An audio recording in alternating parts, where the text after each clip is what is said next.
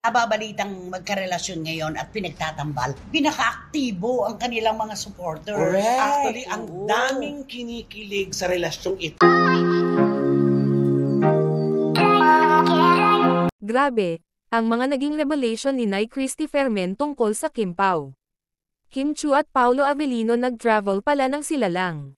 Nababalitang magkarelasyon ngayon at pinagtatambal, pinaka-aktibo ang kanilang mga supporters. Correct. Actually, ang Oo. daming kinikilig sa relasyong ito. Kim Pao po, mga Oo. kachika, kahit sa CFM, di ba? Totoo. Kahit dito.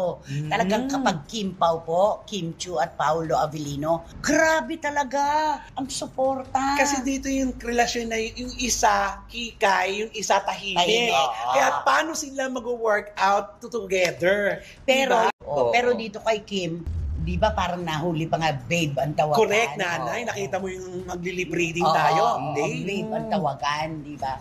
Bagay naman si Kim at saka si Paolo. Ay, syempre Di ba? Totoo. At saka, ang maganda po kay Kim Chu, hindi niya sinisisi ang nakaraan na boyfriend niya. Di ba may nagtanong, anong feeling mo pagka na-fall out of love yung lalaki? Ay. Hindi naman dapat sisihin. Sabi niya, paano kung ganun nga Ay, di ba? syempre. Walang dapat sisihin. Ang ganda ng takbo ng utak ng batang Kaya pinagpapala ngayon siya sa kanyang ngayong relasyon. Oo.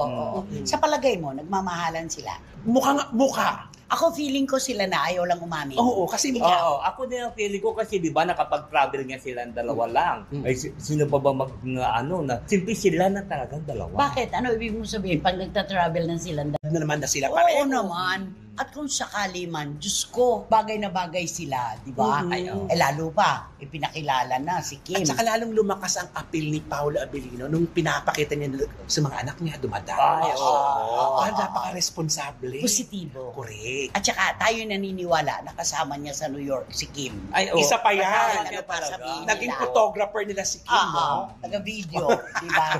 Pinakilala na kay Aki. Yes. At nagpa-followhan na ngayon si LJ at saka si Kim.